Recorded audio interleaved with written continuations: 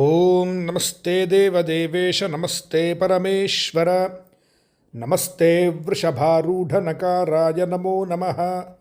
ఓం నమ శివాయ. ఈ రోజున ఏకాంబరేశ్వర స్వామి వారికి సోమవారం సందర్భముగా ప్రదోష సమయములో జరిగినటువంటి కుంభహారతి మరియు నక్షత్రహారతి నీరాజన దృశ్యం సకల పాపహరణం. ఆ పరమేశ్వరుడిని భక్తితో వేడుకుంటే చాలు, కరుణాసముద్రముతో అడిగినవన్నీ కూడా ఇచ్చేస్తాడు. అంతటి మహనీయుడు ఆ ఏకాంబరేశ్వరుడు.